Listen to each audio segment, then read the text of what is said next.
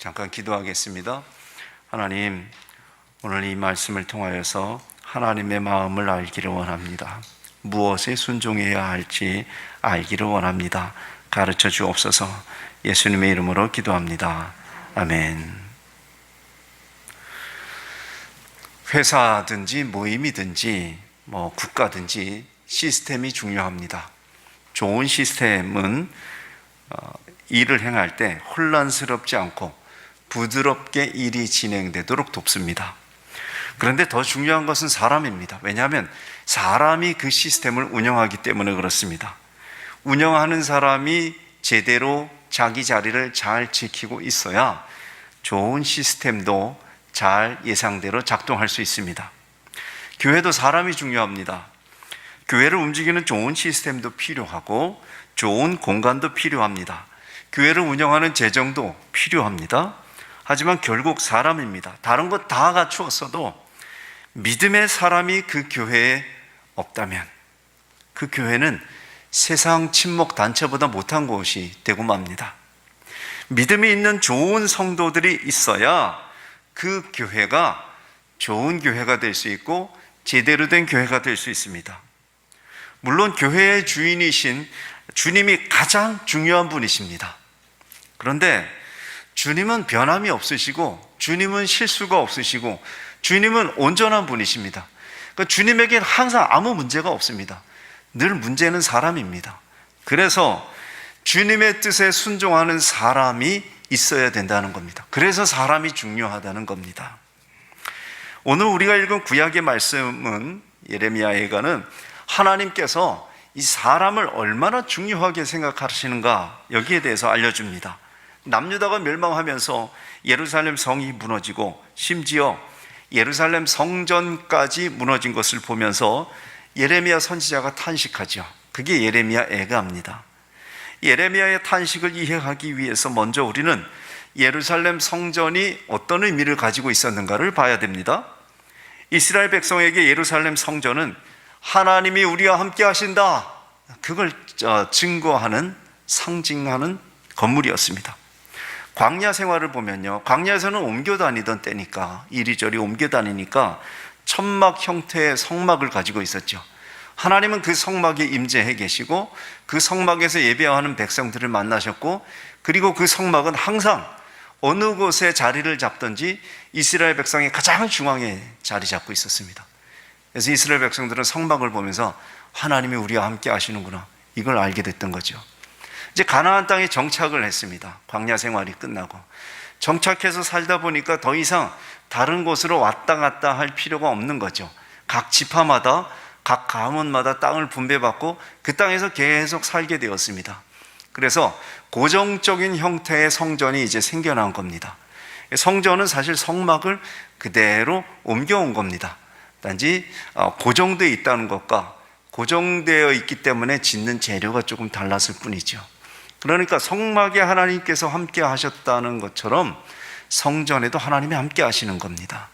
성전을 보면서 백성들은 거기서 예배하면서, 그리고 예배하러 올라가면서 마음에 생각하는 거죠. 하나님이 우리와 함께 하시는구나, 이거 이제 아는 겁니다. 그 봉헌식을 마치고 솔로몬이 이제 봉헌 기도를 할 때 이런 기도를 했어요. 하나님, 제가 어떻게 감히 사람의 손으로 만든 이 건물로 하나님을 다 감당할 수 있겠습니까? 하늘의 하늘도 하나님을 감당하지 못하는데 건물이 어떻게 하나님을 감당하겠습니까? 이런 고백을 합니다. 그 고백 맞는 말입니다. 하나님은 이 세상을 다 만드시고 이 세상보다 훨씬 크신 분이십니다. 그러니까 건물로 하나님을 제한할 수 없죠. 하나님은 건물에 절대 묶이지 않으십니다. 그럼에도 불구하고 하나님이 스스로 은혜를 베푸시는데 무슨 은혜냐면 그 성전에 임재하시겠다는 은혜입니다. 그래서 봉헌식 때 하나님께서 구름과 하나님의 영광으로 성전을 가득 채웠죠. 하나님의 임재를 뜻하거든요. 그게 은혜입니다. 건물이 감히 하나님을 감당할 수 없지만 하나님이 기꺼이 백성들과 함께 하는 것을 표시하시기 위해서, 기꺼이 거기서 하나님의 백성들과 만나시기 위해서, 다시 말하면 사람과 만나시기 위해서 하나님이 거기 임재하신 거죠. 그날 밤에 봉헌식을 마친 후에 솔로몬의 꿈에서 하나님이 솔로몬에게 또 약속하시는데 이 성전에 임재해 계시겠다는 약속입니다. 제가 한번 말씀을 읽어볼게요. 열왕기상 9장 3절입니다. 여호와께서 그에게 이르시되 내 기도와 네가 내 앞에서 간구한 바를 내가 들었은즉 나는 내가 건축한 이 성전을 거룩하게 구별하여 내 이름을 영원히 그곳에 두며 내 눈길과 내 마음이 항상 거기에 있으리니. 이게 하나님의 약속이었습니다. 그런데 하나님이 이 말씀만 하신 게 아닙니다. 이스라엘 백성이, 즉 사람이 하나님을 따르지 않으면 하나님은 이 성전도 버리시겠다고 말씀하시는 거죠. 당연하죠. 하나님은 건물에 묶여 계시는 분이 아니시니까요. 자유로운 분이시니까요. 열왕기상 9장 6절부터 7절입니다. 만일 너희나 너희의 자손이 아주 돌아서서 나를 따르지 아니하며 내가 너희 앞에 둔 나의 계명과 법도를 지키지 아니하고 가서 다른 신을 섬겨 그것을 경배하면 내가 이스라엘을 내가 그들에게 준 땅에서 끊어버릴 것이요 내 이름을 위하여 내가 거룩하게 구별한 이 성전이라도 내 앞에서 던져버리리니. 하나님이 그 말씀하십니다. 자, 이걸로 우리가 무엇을 알 수 있습니까? 하나님이 원하시는 것은 건물이 아니라 백성이야. 사람. 하나님의 백성을 원하시는 거죠. 하나님이 성전에 거하시는 이유는 거기가 솔로몬이 화려하게 지어서가 아니라 하나님의 백성이 거기서 예배하기 때문에요. 하나님을 사랑하는 백성이 거기 있기 때문에 하나님은 거기 임재하시는 겁니다. 그러니까 하나님은 백성을 중요하게 여기시는 거예요. 하나님의 백성, 사람을 중요하게 여기시는 거죠. 그럼에도 불구하고 불행하게 하나님께서 이 말씀을 하신 후에 360년 정도 후에 하나님이 성전을 정말로 버리시는 사건이 일어났습니다. 바벨론이 남유다를 정복하면서 성전을 다 무너뜨리고 완전히 황폐하게 만들었습니다. 그 사건을 오늘 우리가 읽은 예레미야가 2장 6절부터 7절이 이렇게 전하지요. 주께서 그의 초막을 동산처럼 헐어버리시며 그의 절기를 폐하셨도다. 절기를 폐하셨어요. 성전이 없어지니까 절기도 못 지키는 거죠. 절기를 폐하셨도다. 여호와께서 시온에서 절기와 안식일을 잊어버리게 하시며 그가 진노하사 왕과 제사장을 멸시하셨도다. 여호와께서 또 자기 제단을 버리시며 자기 성소를 미워하시며 궁전의 성벽들을 원수의 손에 넘기셨으며 그들이 여호와의 전에서 떠들기를 절기의 날과 같이 하였도다. 여호와의 전에는 무슨 소리가 들려야 되냐면 하나님 앞에 예배하는 사람들의 소리가 들려야 돼요. 그런데 거기 원수의 손, 바벨론 군사들이 거기 다 쳐들어와서 성전을 싹 다 무너뜨리고 왁자지껄 떠들면서 정복하는 정복자들의 소리가 막 울려 퍼지는 거죠. 그 자리에서 마치 이스라엘 백성들이 절기 지키는 날처럼 소리가 들리는데 절기를 지키는 사람들의 소리가 아니고 정복자들의 소리인 거죠. 예레미야는 이걸 보면서 탄식하는 겁니다. 하나님께서 하나님 자신을 위한 성전이었던 것을, 제단을 하나님이 헐어버리셨다. 바벨론이 와서 성전을 헐어버리도록 하나님이 허락하셨다. 그렇게 탄식하는 겁니다. 왜 하나님이 그렇게 하셨을까요? 이스라엘 백성이 하나님을 버리고 우상을 섬기고 하나님의 말씀을 지키지 않았기 때문에요. 예레미야는 진즉부터 이스라엘의 멸망, 예루살렘의 멸망을 예언했습니다. 예레미야뿐만이 아닙니다. 하나님은 여러 선지자들을 통해서 멸망을 예언하셨을 뿐만 아니라 돌아오라고 말씀하셨어요. 지금이라도 돌아오라, 돌아오라. 수없이 경고하셨는데도 이스라엘은 돌아가지 않았습니다. 결국 하나님은 성전마저 바벨론에게 짓밟히도록 하셨어요. 이스라엘이 하나님을 예배하지 않는데 하나님이 그 성전에 묶여 계실 이유가 무엇이 있습니까? 성전은 웅장하고 화려했지만 사람이 문제였습니다. 건물이 아니라 사람의 문제였어요. 사람이 잘못되니까 하나님은 건물마저도 버리셨습니다. 성전마저도 버리셨어요. 하나님께서 사람이 중요합니다. 다른 것이 전혀 중요하지 않다는 말이 아닙니다. 하나님께는 사람이 그만큼 중요하다는 거예요. 하나님의 백성이 그만큼 중요하다는 거죠. 가정이 평안하지 않은 건 결국 사람의 문제일 경우가 대부분입니다. 살림이 어려워지고 삶의 조건이 힘들어져도 가정의 식구들이 서로 의지하는 관계가 되면, 서로 돌보는 관계가 되면 버티지요. 그러나 아무리 화려한 집에 살아도 가족 간의 마음이 통하지 않고 만나기만 하면 으르렁댄다면 그거 평안하지 못하죠. 가정이 버티기가 쉽지 않습니다. 하나님과 하나님의 백성들 간의 관계도 마찬가지입니다. 하나님은 세상 모든 것의 주인이신데 뭐가 더 필요하겠습니까? 뭐가 그분에게 모자라겠습니까? 하나님은 당신의 백성을 만나기를 원하시는 거죠. 더 정확히 말하자면 섬기고 순종하는 그 사람들을 원하시는 겁니다. 하나님을 섬기고 하나님께 순종하는 그 사람들이 하나님께 중요한 거죠. 사도행전 20장에서 하나님이 이런 마음을 잘 알고 순종했던 사도 바울의 고백이 담겨 있습니다. 오늘 이 사도행전 말씀의 배경은 이렇습니다. 바울이 3차 전도 여행을 마치고 예루살렘으로 가고 있었어요. 예루살렘에서 바울을 기다리는 것은 로마군의 체포, 유대인의 핍박입니다. 바울은 밀레도 부근에서 잠시 머물렀을 때 에베소의 장로들을 만나기로 결정했습니다. 그들을 마지막으로 얼굴을 보고 싶었던 거죠. 그래서 에베소에 있는 장로들을 밀레도로 불렀습니다. 다시는 만날 기회가 없어요. 이때 말고는. 마지막으로 서로의 얼굴을 보고 눈물로 작별해야 하는 상황입니다. 그때 바울은 에베소 장로들에게 이 이야기를 합니다. 자신이 에베소에서 얼마나 진심으로 사역했는지, 얼마나 열심으로 사역했는지 그 이야기를 해요. 시험을 참고 고난도 견뎠다, 이런 얘기를 해요. 말씀 한번 읽어볼까요? 사도행전 20장 19절 말씀입니다. 같이 읽습니다. 곧 모든 겸손과 눈물이며 유대인의 관계로 말미암아 당한 시험을 참고 주를 섬긴 것과, 참고, 시험을 참고 눈물도 흘리면서 주를 섬겼어요. 주를 섬겼다는 말은 결국 복음을 전파했다는 얘기입니다. 바울의 사명이 그거였으니까요. 사람들을 구원시키기 위해서 복음을 전파한 겁니다. 사람에게 한 사역입니다.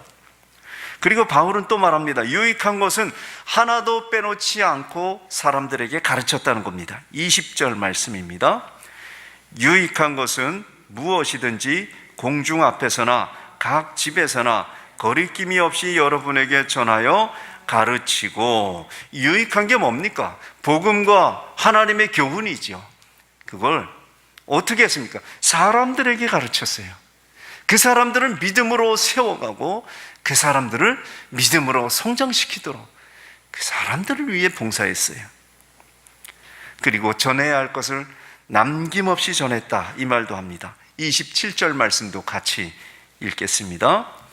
이는 내가 꺼리지 않고 하나님의 뜻을 다 여러분에게 전하였습니다. 자기가 알고 있는 하나님의 뜻은 전부 다 전했어요. 누구를 위해서요? 하나님의 백성을 위해서, 성도들을 위해서. 바울의 말을 종합하자면 이겁니다. 에베소 교회 성도들을 위해서 수고했다는 거예요. 사람을 위한 수고를 했다는 겁니다.